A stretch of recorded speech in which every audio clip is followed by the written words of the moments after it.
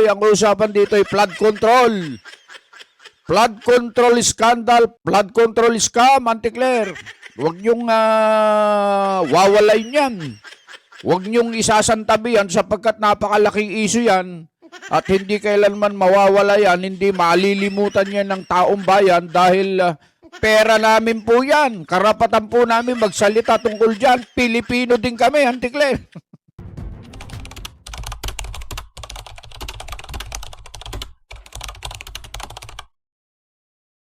Pagbati po sa inyong lahat mga kababayan at mga mahal po naming taga-subaybay. Ako po si Just Vlog. Nandito na naman tayo at makikipag-chismis na naman. Meron akong i-chismis sa inyo. Ano ba yan ka, Just? Eto, rekta na kagad tayo. Eto, yung interview o kaya isang panayam kay Attorney Claire Castro, kay si Auntie Claire. Bibigyan lang natin ng reaksyon nitong balita mula dito sa 1PH. Eto pamagat. Pera ng bayan. Ano nangyari sa pera ng bayan, Kajas? Ha? Ninakaw na naman ba? Hindi. Ito. Ayon kay Palace Press Officer Yusek Claire Castro, malinaw na hindi ginagamit ng mga politiko ang referral letters sa pagbibigay ng ayuda dahil pera ito ng taong bayan, hindi ng sino man. Anya, walang dapat magpasalamat sa politiko at dapat mismong mamamayan ang mag-call out sa mga lalabag.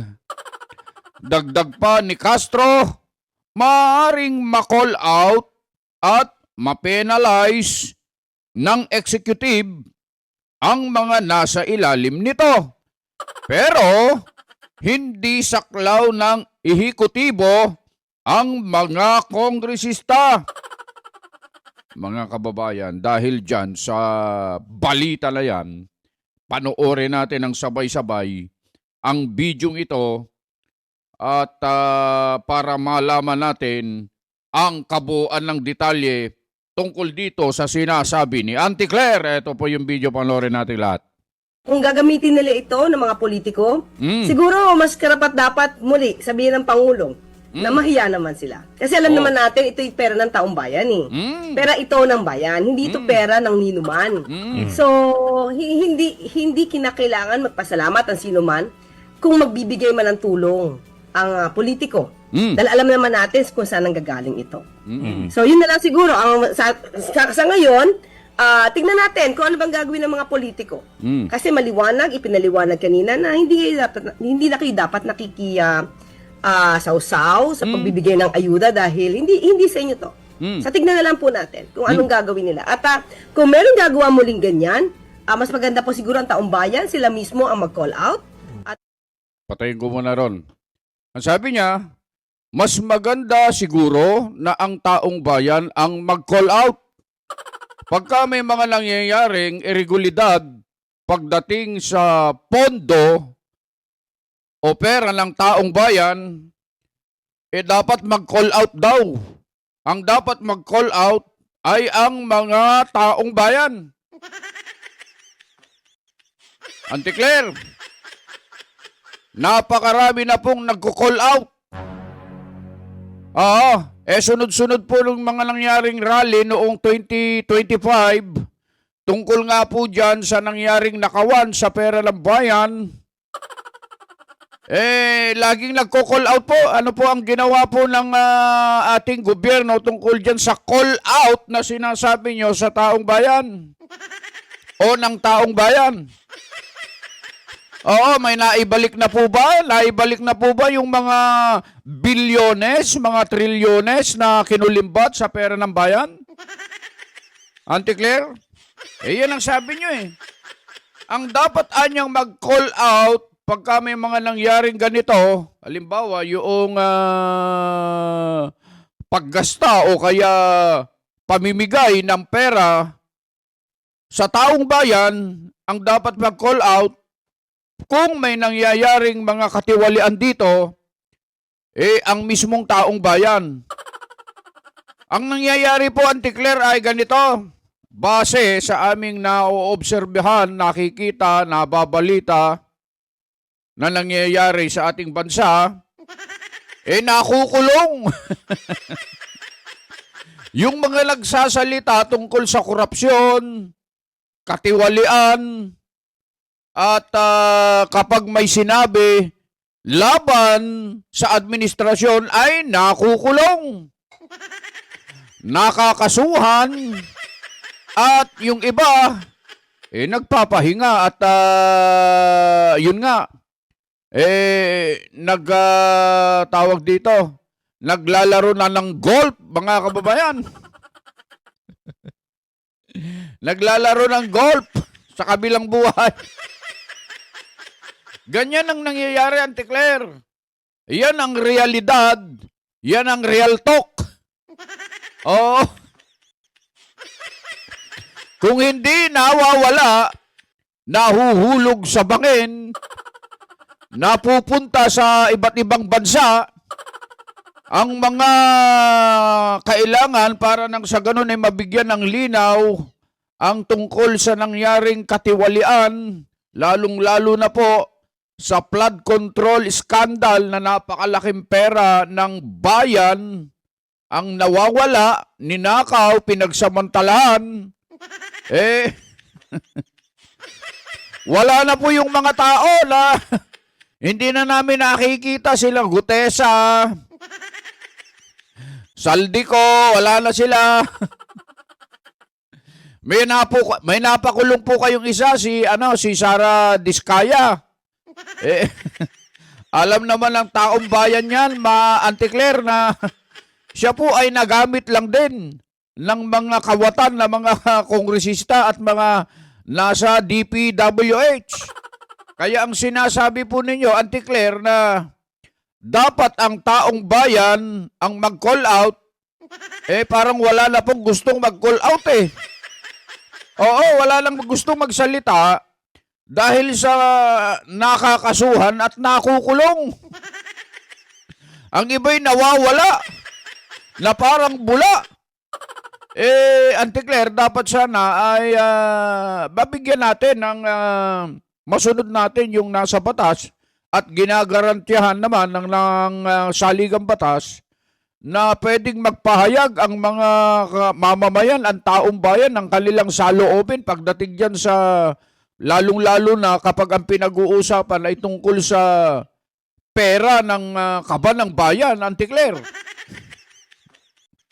Oo. Sana yun ang sabihin ninyo. Huwag yung sabi nyo, dapat mag-call out ang taong bayan. Nagre-reklamo ang taong bayan, napakarami ng reklamo. Reklamo dito, reklamo doon. Ang dami nang na-expose. Ang daming tumistigo kung sino yung mga talagang dapat managot sa pagkakawala, pagnanakaw sa pera ng taong bayan, pero hindi sila ang nakakasuhan. Yung mga pinakasuhan nyo, may posas-posas pa kayong nalalaman. Meron pa kayong, tawag doon? Picture-picture doon sa background niya. May mga logo-logo ng pulis. Ano tawag doon? Snapshot ba yun? Hindi ka, Diyos. Hindi.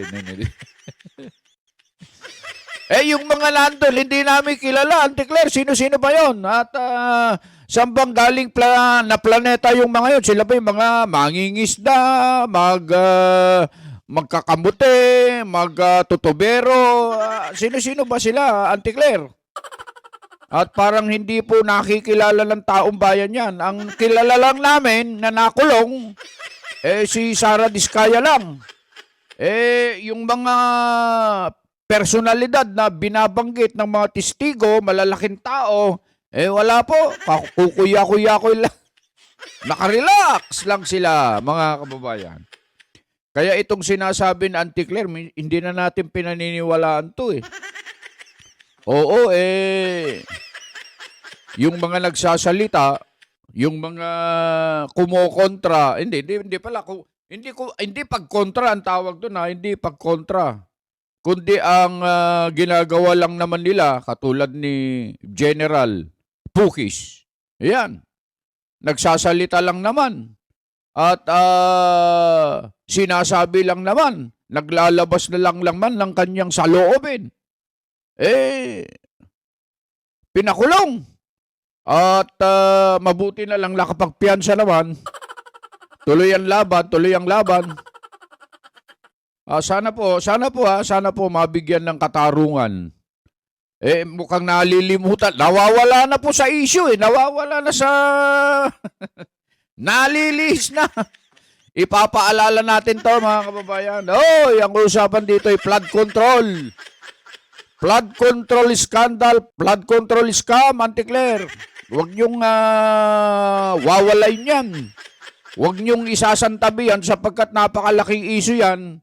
At hindi kailanman mawawala yan, hindi malilimutan yan ng taong bayan dahil pera namin po yan. Karapatan po namin magsalita tungkol dyan. Pilipino din kami, Auntie Claire. Eto, nagko-call out po kami sa inyo, Auntie Claire. Paki-aksyonan ninyo yung mga sinasabi namin na dapat managot ang mga nagsamantala sa pera ng kaban ng bayan. Mga kababayan, hindi tayo titigil. Papaalala natin yan. Kung nalilimutan nyo, tsak, may lalabas dyan para magpaalala sa mga bagay na ito tungkol sa flood control na yan. Beno, mga kababayan, nagulo na naman ang inyong araw sapagkat ginulo na naman ang inyong ng inyong lingkod, Just Plug, ang inyong buhay. Maraming salamat po sa mga kababayan po namin na patuloy po na tumatangkilik po sa ating munting programa.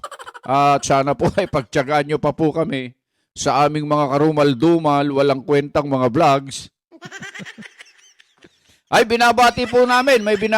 Yung mga nagpapabati po dyan, hindi ko na kayo maisa-isa, mga kapatid, na patuloy po na sumusuporta sa amin, lalong-lalo na dyan sa parting Visayas at Mindanao. Siyempre, dito sa Luzon, marami din po yan. Maraming salamat po sa inyong suporta.